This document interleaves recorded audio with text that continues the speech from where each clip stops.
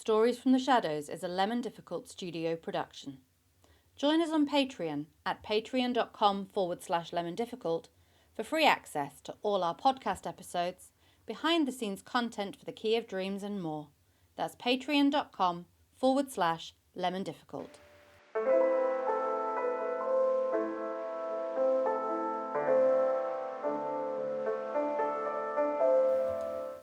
Welcome to Stories from the Shadows, a collection of weird tales of the mysterious and macabre, an offering from the team at Lemon Difficult Studio, featuring the cast of our live immersive show, The Key of Dreams Shadows Lengthen, and special guests.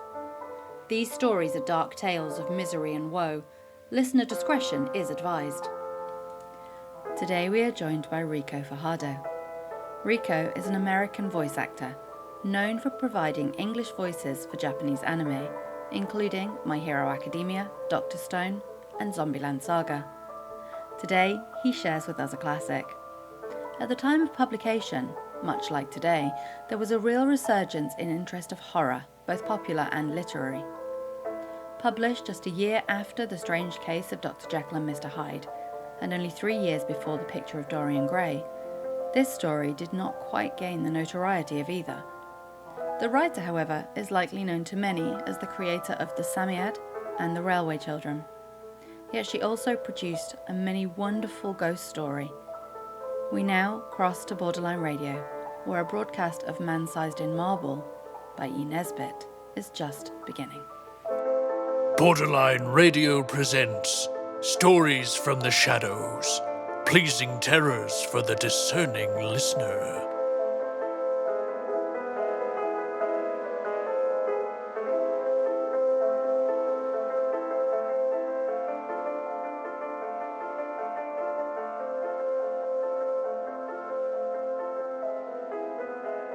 This is Ricco Fajardo, and I'm going to read you Man-Sized in Marble by Edith Nesbit. Although every word of this story is as true as despair, I do not expect people to believe it. Nowadays, a rational explanation is required before belief is possible. Let me then, at once, offer the rational explanation, which finds most favor among those who have heard the tale of my life's tragedy. It is held that we were under a delusion, Laura and I, on that 31st of October, and that this supposition places the whole matter on a satisfactory and believable basis. The reader can judge when he, too, has heard my story, how far this is an explanation, and in what sense it is rational. There were 3 who took part in this, Laura and I and another man. The other man still lives and can speak to the truth of the least credible part of my story. I never in my life knew what it was to have as much money as I required to supply the most ordinary needs, good colors, books, and cab fares, and when we were married, we knew quite well that we should only be able to live at all by strict punctuality and attention to business. I used to paint in those days, and Laura used to write, and we felt sure we could keep the pot at least simmering. Living in town was out of the question, so we went to look for a cottage in the country, which should be at once sanitary and picturesque. So rarely do these 2 qualities meet in one cottage that our search was for some time quite fruitless. We tried advertisements, but most of the desirable rural residencies which we did look at proved to be lacking in both essentials. And when a cottage chanced to have drains, it always had stucco as well and was shaped like a tea caddy. And if we found a vine or rose-covered porch, corruption invariably lurked within. Our minds got so befogged by the eloquence of house agents and the rival disadvantages of the fever traps and outages to beauty which we had seen and scorned, that I very much doubt whether either of us on our wedding morning knew the difference between a house and a haystack. But when we got away from friends and house agents on our honeymoon, our wits grew clear again, and we knew a pretty cottage when at last we saw one. It was at Brenzett, a little village set on a hill over against the southern marshes. We had gone there from the seaside village where we were staying to see the church, and 2 fields from the church we found this cottage. It stood quite by itself, about 2 miles from the village. It was a long, low building, with rooms sticking out in unexpected places. There was a bit of stonework, ivy-covered and moss-grown, just 2 old rooms. All that was left was a big house that had once stood there, and around this stonework the house had grown up. Stripped of its roses and jasmine, it would have been hideous. As it stood, it was charming, and after a brief examination, we took it. It was absurdly cheap. The rest of our honeymoon we spent in grubbing about in second-hand shops in the county town, picking up bits of old oak and Chippendale chairs for our furnishing. We wound up with a run up to town and a visit to Liberty's, and soon the low oak-beamed lattice-windowed rooms began to be home. There was a jolly, old-fashioned garden with grass paths and no end of hollyhocks and sunflowers and big lilies. From the window you could see the marsh pastures, and beyond them the blue, thin line of the sea. We were as happy as the summer was glorious, and settled down into work sooner than ourselves expected.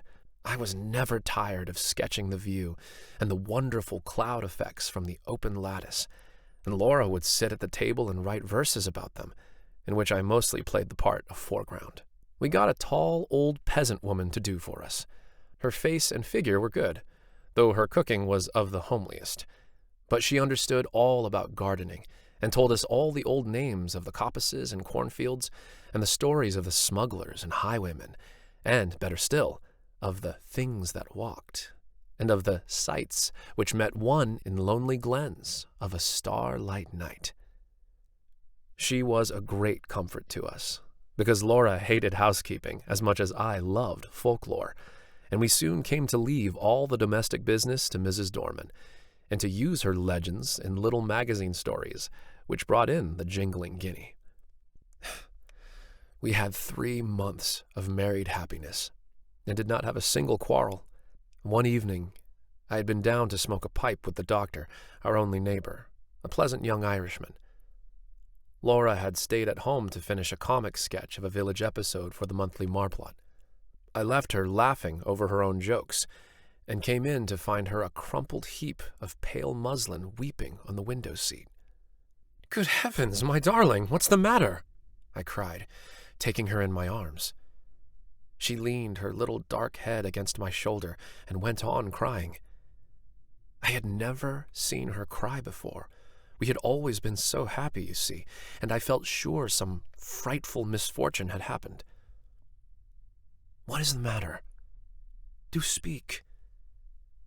"It's Mrs. Dorman," she sobbed. "What has she done?" I inquired, immensely relieved. "She says she must go before the end of the month, and she says her niece is ill. She's gone down to see her now, but I don't believe that's the reason, because her niece is always ill. I believe someone has been setting her against us. Her manner was so queer." "Never mind, pussy," I said. "Whatever you do, don't cry, or I shall have to cry too, to keep you in countenance, and then you'll never respect your man again." She dried her eyes obediently on my handkerchief, and even smiled faintly. "But you see," she went on, "it is really serious, because these village people are so sheepy, and if one won't do a thing, you may be quite sure none of the others will. And I shall have to cook the dinners and wash up the hateful greasy plates, and you'll have to carry cans of water about and clean the boots and knives, and we shall never have any time for work or earn any money or anything. We shall have to work all day and only be able to rest when we are waiting for the kettle to boil." I represented to her that even if we had to perform these duties, the day would still present some margin for other toils and recreations. But she refused to see the matter in any but the grayest light. She was very unreasonable, my Laura. But I could not have loved her any more if she had been as reasonable as Whately. "I'll speak to Mrs. Dorman when she comes back, and see if I can't come to terms with her," I said. "Perhaps she wants a rise in her screw. It will be all right. Let's walk up to the church." The church was a large and lonely one, and we loved to go there, especially upon bright nights. The path skirted a wood, cut through it once, and ran along the crest of the hill through 2 meadows and round the churchyard wall, over which the old yews loomed in black masses of shadow. This path, which was partly paved, was called the bier balk, for it had long been the way by which the corpses had been carried to burial. The churchyard was richly treed, and was shaded by great elms which stood just outside and stretched their majestic arms in benediction over the happy dead. A large, low porch let one into the building by a Norman doorway and a heavy oak door studded with iron. Inside, the arches rose into darkness, and between them, the reticulated windows, which stood out white in the moonlight. In the chancel, the windows were of rich glass, which showed in faint light their noble coloring, and made the black oak of the choir pews hardly more solid than the shadows. But on each side of the altar lay a gray marble figure of a knight in full plate armor lying upon a low slab, with hands held up in everlasting prayer, and these figures, oddly enough, were always to be seen if there was any glimmer of light in the church. Their names were lost, but the peasants told of them that they had been fierce and wicked men, marauders by land and sea, who had been the scourge of their time, and had been guilty of deeds so foul that the house they had lived in, the big house, by the way, that had stood on the site of our cottage, had been stricken by lightning and the vengeance of heaven. But for all that, the gold of their heirs had bought them a place in the church. Looking at the bad, hard faces reproduced in the marble, this story was easily believed. The church looked at its best and weirdest on that night, for the shadows of the yew trees fell through the windows upon the floor of the nave and touched the pillars with tattered shade. We sat down together without speaking, and watched the solemn beauty of the old church, with some of that awe which inspired its early builders. We walked to the chancel and looked at the sleeping warriors.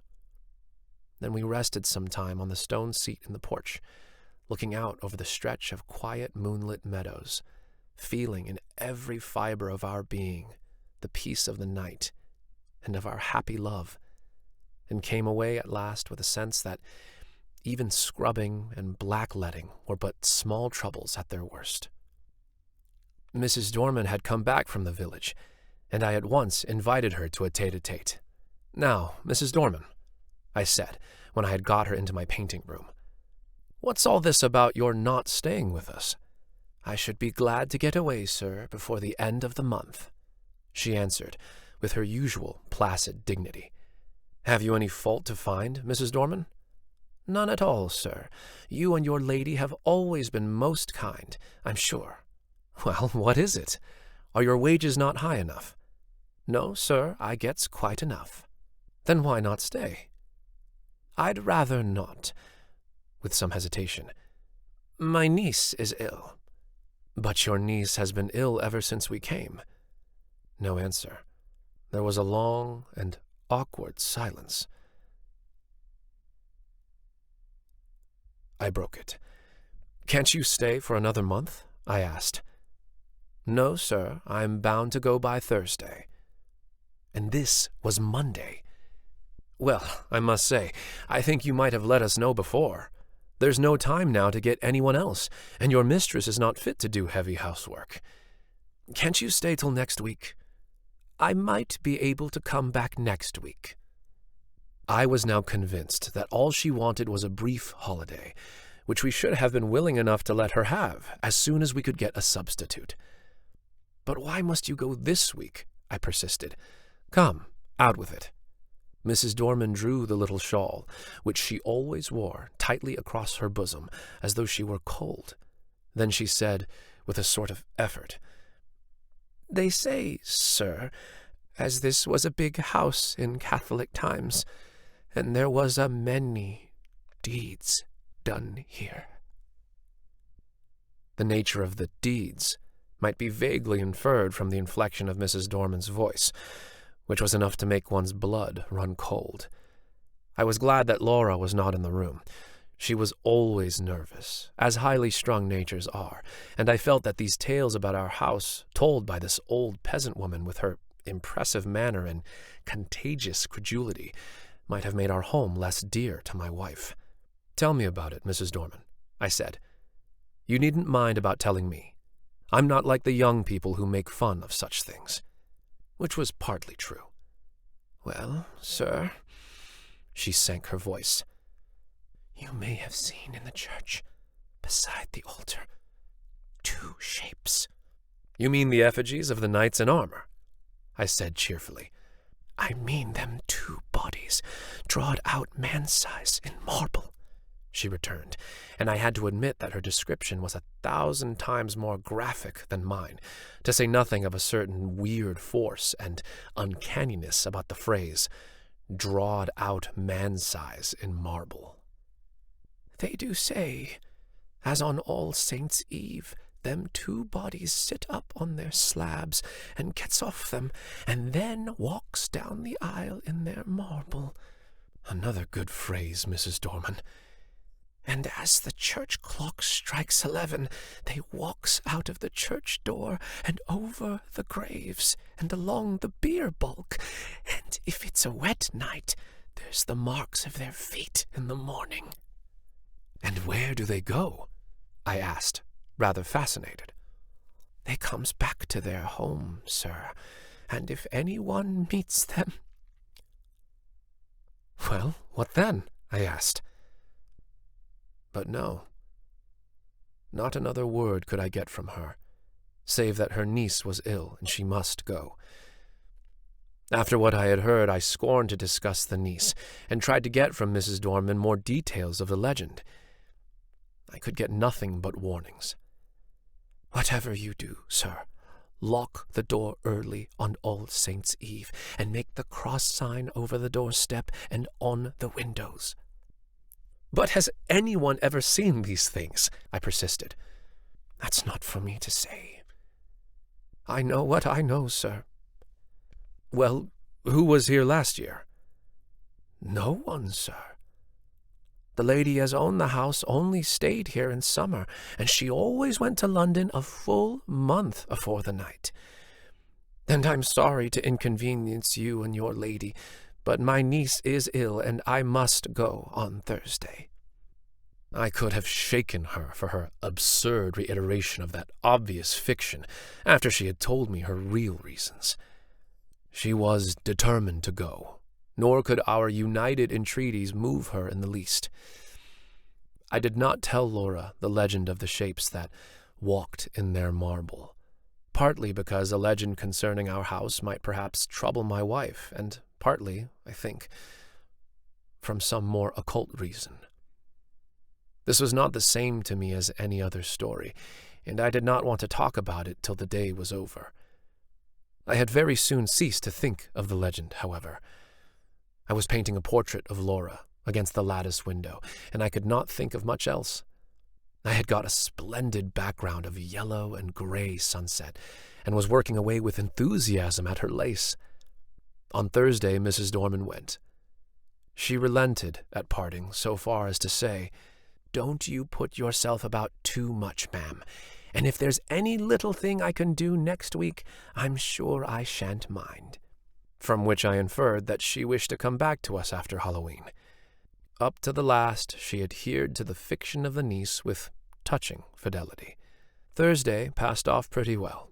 Laura showed marked ability in the matter of steak and potatoes, and I confess that my knives and the plates, which I insisted upon washing, were better done than I had dared to expect. Friday came. It is about what happened on that Friday that this is written. I wonder if I should have believed it, if anyone had told it to me. I will write the story of it as quickly and plainly as I can. Everything that happened on that day is burnt into my brain. I shall not forget anything, nor leave anything out. I got up early, I remember, and lighted the kitchen fire, and had just achieved a smoky success when my little wife came running down as sunny and sweet as the clear October morning itself. We prepared breakfast together and found it very good fun. The housework was soon done, and when brushes and brooms and pails were quiet again, the house was still indeed. It is wonderful what a difference one makes in a house. We really missed Mrs. Dorman, quite apart from considerations concerning pots and pans. We spent the day in dusting our books and putting them straight, and dined gaily on cold steak and coffee. Laura was, if possible, brighter and gayer and sweeter than usual, and I began to think that a little domestic toil was really good for her. We had never been so merry since we were married, and the walk we had that afternoon was, I think, the happiest time of all my life. When we had watched the deep scarlet clouds slowly pale into leaden gray against a pale green sky, and saw the white mists curl up along the hedgerows and the distant marsh, we came back to the house, silently, hand in hand. "You are sad, my darling," I said, half jestingly, as we sat down together in our little parlor. I expected a disclaimer, for my own silence had been the silence of complete happiness. To my surprise, she said, "Yes, I think I am sad, or rather I am uneasy. I don't think I'm very well. I have shivered 3 or 4 times since we came in, and it is not cold, is it?" "No," I said, and hoped it was not a chill caught from the treacherous mists that roll up from the marshes in the dying light. "No," she said. She did not think so. Then, after a silence, she spoke suddenly. "Do you ever have presentiments of evil?" That was Stories from the Shadows, presented by Borderline Radio. Join us again tomorrow at the intersection of sanity and revelation.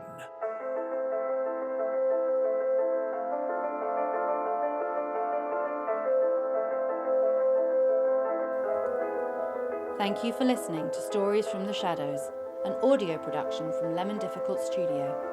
If you enjoyed today's story, be sure to follow us on socials and join our Patreon at patreon.com/lemondifficult for exclusive rewards.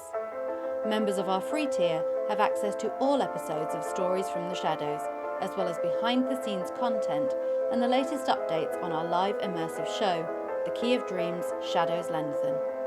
Until next time, dream by daylight.